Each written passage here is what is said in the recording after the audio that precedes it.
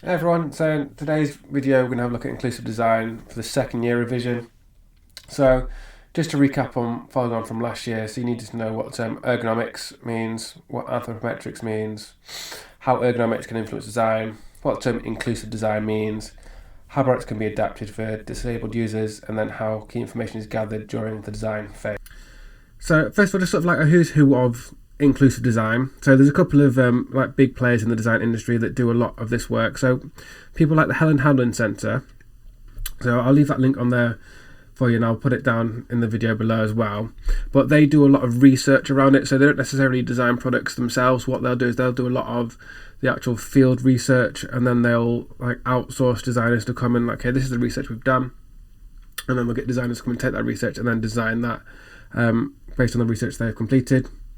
The Rod Industrial Design, Seymour Powell, and Alloy Total Production Design. So there are a lot of other companies that do inclusive design. This is by no means an exhausted list, but these are just some of the big people that do it.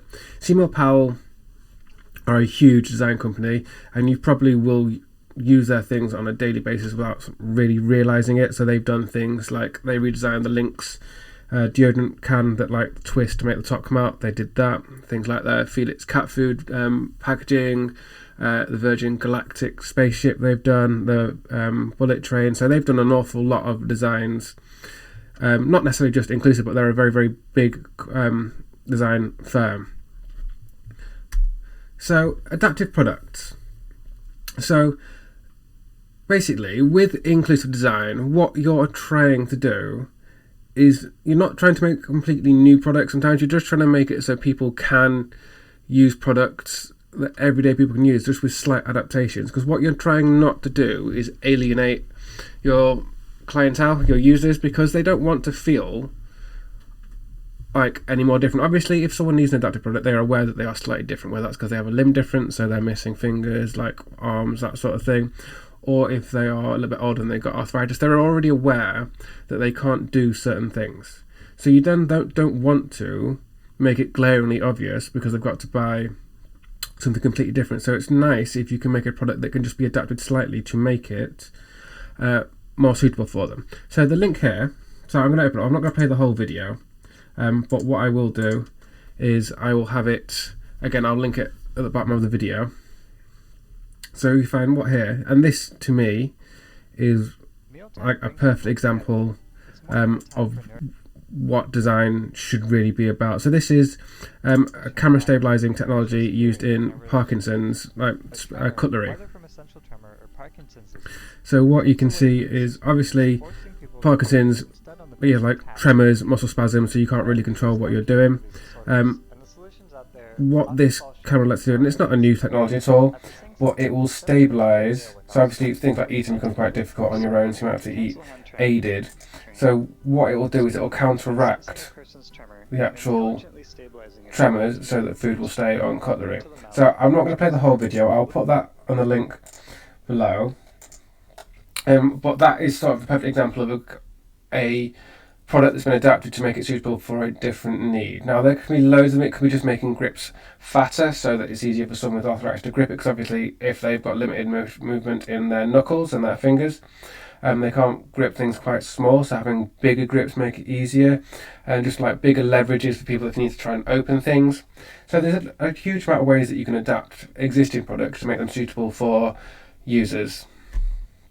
So there are loads of different case studies. So this is from the Helen Hamlin Centre. So if you were to look at this, who do you reckon this is going to be aimed at really? So there's a couple of different answers to that. So one, it would be obviously people that are with visual impairments. So maybe their eyesight isn't great, they haven't got full vision. That's why you have a bit numbers a lot bigger. There's also the instance it might be a case of someone that's like a technophobe, so they're like quite worried about using modern technology, because they're a little bit older, they're sort of like, oh no, that scares me. So you simplify it. So you take obviously phones, everyone has a phone now, but you've got to, how can you adapt it to make it more suitable for someone? So things like making buttons bigger, bolder so you can see it. There is an instance now with your phone where you can make the text on your phone a lot bigger, so it can be more visible. You can make it so that you can have the different colours on the background, so the text and the background can be different colours to play if you've got like some visual cues to make it easier. If anyone has dyslexia, and you might have been given the option to have different colour overlays on text and like in exams to make it easier to read. So all of those are just different examples of case studies of how things have been adapted to make it easier. A big one, and they always like to use it, is things like kettles. Obviously most people like hot drinks, tea, coffee, hot chocolate, that sort of thing. And it's always a good example to use because, like I say, a lot of people do use them. But if you think about it in terms of, it puts quite a lot of weight, the stress on your wrist, on your hand, on your forearm. And if you are weaker, whether that is through impairments, whether it's through age, arthritis, anything like that, it becomes quite difficult. So having different ways of making it easier to do. So obviously, hopefully you can make out these images, just making sure the way you're making it is that you're not holding it a lot longer, it's all you just filling it up, and the idea is that you're not putting that kind of stress on your own wrist. So how this information is gathered, now we talked about this a little bit when we did ergonomic alphametrics, but focus groups are a really big part of it. So as we talked about when you how do you gather information, so we talked about the design process as a theory. And there was things like, you can ask questionnaires, you can do surveys, that sort of thing. And those are good. But sometimes the best thing to do is to just witness someone doing a task. So obviously, in this instance, so we'll stick with the kettle idea, you get a range of people, like different demographics. So you might have people that are a little bit older, you might have people that have got arthritis, some people that have got like limb differences. Get like a wide range of people as possible. And in this instance, they've literally got 3 or 4 different kinds of kettles. Put them in front of them and say, okay, just make me a drink, make yourself tea, make yourself coffee, and just witnessing what they're doing and getting them to talk through it with you is a really, really good way to find out what the issues are, because they might not be able to express it properly, because they might not necessarily know, but if they're doing it, that's when you can pick up and, okay, so you can't quite pick that up, okay, you can't reach those buttons because that's a bit too tight, and those are the kind of cues that you can look for.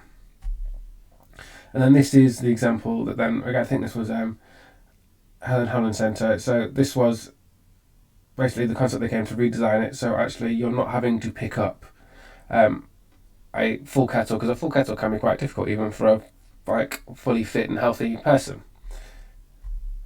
And then other products, things like vacuum cleaners. So making sure, again, if you think about how many people do the vacuum cleaning, whether you do that at home, whether your parents do it, your carers do it, whoever, well, it's something that most households or households end up doing. And if you think about it, it's quite a lot of pressure on one side of the body. You've got to hold it all with one hand. So how can you make it a little bit easier? So making sure you've got different handles so that you can grab it a little bit easier. It takes the weight, it disperses the weight across multiple limbs instead of just being all pressured on one part of the body. So you'll hear again this term user-centered design. So we did talk about that in the design process theory. So that's just the whole term given, the design philosophy of the end user is used in that whole process of designing it. You don't just come up with a project, go off and start designing and making it, don't talk to anyone, at the end of it you come out with a product. The whole point of user-centered design is you have them involved in the whole design and development process, because you can constantly get feedback. So that's where you'd make your prototype, like you'd wrap a prototype in from 3D printing or making models, and you keep going back to the client, okay, another focus group, try and use this, how do you find this handle? Okay, does that button, is it easy to reach? How heavy is that? And that whole process means at the end of it, you'll have a much better quality and easy to use product. Okay, so now we're going to have a look at some questions. So this typically might be quite a long mark question, so you're probably going to look at questions that are like 12, 14, 15 mark questions. So this is basically, it might ask you to give you an example of a product and you've got to analyse it and talk about how it will be adapted. So we're going to go through examples, we'll go through the mark schemes. So first one, so many products require redesign or modification to suit the specific need of a consumer group, such as the elderly or those with a disability. With reference to a specific product, explain the changes which can be made in order to suit the needs of a specific group, consumer group. Use diagrams where necessary. So this is 14 marks. So if we break it down, so first of all, make sure you pick a product you think you can write enough about. Anytime it gives you a choice, that's the first thing you've got to consider, is make sure you're picking the right type of product where you can talk about it enough. Okay? So there's 14 marks. So realistically, that 7 points backed up with an explanation gets you your 40 marks total. So basically, make sure you can pick something where you can talk about 7 points that can be redesigned. So that's the best way to work that out. So before you start thinking about which one, so look, okay, there's 40 marks. That means 7 points I need to think about. So thinking about the product, can you think of 7 things on that product that could be redesigned to make it more suitable for a person? Then let's look through. So it says use diagrams where necessary. If it asks you to use diagrams when necessary, what it's saying is use diagrams. So you need to use diagrams to get those marks. So you got 14 marks. I'll give you 14 minutes. Pause the video, have a go at answering it, and we'll go for the answer. Okay, so this is taken from the mark scheme. So linked to inclusive design, the quality of the answer will largely depend on the selection of an appropriate product. So if you pick a product that's a poor example that you can't really explain, that's basically saying you're going to lose the marks. So changes suggested to domestic products such as kettles, taps, stair lifts, shower seats, bath lifts, wheelchairs, and things like that are the most common ones. To me, I think most likely the ones most people would have picked were probably things like the kettle or like telephones or keyboards. So those are probably the most likely ones. Personally, I would have picked a kettle because you think there's loads you can talk about.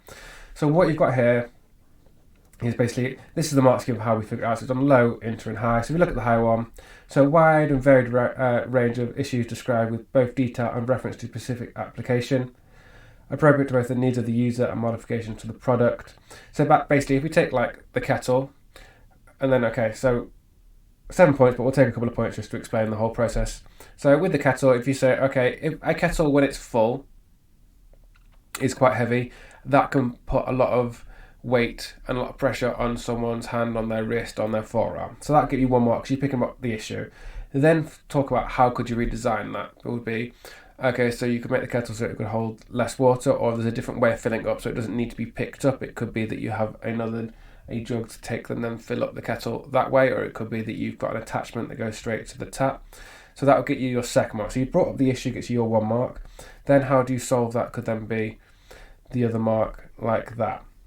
So obviously to get the full range of marks for that will be you need to have 7 points to go with that. So next question, use a range of examples to explain how designers use colour, texture and image to improve the usability of products for all consumers. So 14 marks. So again, it says first of all, colour, texture, images. So make sure you read the question carefully as it tells you the 3 areas it wants you to discuss. So if you break that down, 40 marks, again, 7 points with explanations. So you need to pop out 3 different things. So in reality, so it's 2 points for 2 of the areas and 3 points for the other area, and that will equal your 14 marks. Okay, so again, 40 marks, pause the video, use your text box to answer it, and then unpause it and we'll go for the answers. Okay, so looking at, first of all, use of colour, things like green always means go, used on phones, traffic lights, things like that. Green is always the user idea, it is go. Red typically is either stop, hot, which is why hot water taps always have hot in it, or like on cooking it as hot. As to like emergency, that sort of thing. Blue typically is cold, again used on taps, that sort of thing. Blue and white used on motorway signs because it's easy to read, it's like you're not going to get confused with it. Things like yellow and black and orange used for hazards and poisons and things like that. So you think like the Kosh cupboard we have in the workshop, that's why it's always like yellow, black, oranges, because it's like warning colours. So use of textures could be things like textures on the pavement. So when you go to the crossing and you have those bumps on the roads, that's people, so when they've got sticks to help guide them, they can feel the bumps on them. Textures on mobile phones, so that's easy to grip and to identify parts of the product, so you can pick it up in your phone pocket quite easily. You may also have like braille on signs, so like on train stations, for example. If you're trying to work around, you'll find there's little dots on there, that's braille, so they can see it nice and clearly. So use of images, so standardized pictograms used so all ages can use the product. So basically a symbol for play, pause, so it's easier to understand than just having the images. So a picture is easier to read than it is wording. Use of images make the product usable in other countries regardless of language. So basically means if you're going to make a product and you need to sell it internationally, rather than just having it all written in say English and you're trying to sell it in Germany, Japan, wherever, if you have images to just symbolize it, it makes it a lot easier to make it more usable worldwide. So down here at the bottom, basically this is like how you might come across it in a sentence. So texture is often used in pavements near the pedestrian crossings, so that would give you 1 mark. This is to alert blind and partially sighted people. We'll give you the second mark because you've explained it. So if we do one for like pictograms, so Dyson used pictograms on the base of the vacuum cleaners, 1 mark, to show where to push with your foot if you want to tilt the main body from the upright position. So it's 1 mark for bringing up that point and another mark for explaining how that has been applied. So again, 14 marks. So if you go back, so colour, texture and images. So 2 of them, you need to talk about 2 of them, and then 1 of them talk about 3. So on this example here, so obviously you've got more for colour and then less for texture and images, but it's down to what you would pick. So next one, explain the modification and features that could be included on a mobile phone designed specifically for the elderly. Use diagrams where appropriate. So 16 marks. So I've not broken this down properly for you because I want you to have a go at doing it, but so obviously mobile phone, and you know it's going to be for the elderly. So then start to think about what some of the issues the elderly might have. So you might be looking at sight might not be quite as good. They might not be as technically savvy, so they might necessarily not be as good with things like touchscreen, might not be as confident with it. Their mobility in their fingers may not be as good. Their strength in their grip might not be as good. So all those things are issues that you can consider. So 16 marks, pause the video, give yourself 16 minutes, and then we'll have a go at going through the answers. So this, again, lifted straight from the mark scheme. So big things in bold are always for the markers to make sure it's like key things pointed out. So watch out for repetition of large for buttons or screens. So you cannot, basically, if you mention it already, you can't then get more marks for it later on. So to look at getting, say, 12 to 16 marks, so candidates will use several clear diagrams to explain the reference of specific features to the elderly. So clearly it says diagrams. So if you look back to the question, use diagrams where appropriate. Remember that if it says use diagrams where appropriate, what it's really saying is use diagrams, okay? If you don't, you're not going to get into the top mark, the top band, okay? So as possible examples, so things like texture to improve grip, large buttons to increase the use of people with arthritis, increase space between buttons, backlight screen to make it easier to see, voice recognition, emergency call button, vibration alerts. I mean, there are loads of other ones you could have as well. So it's basically bring up the point and then say how that will be suitable for the person. Okay, so that is the end of inclusive design. If you've got any questions, please send me an email or send me a message on Teams.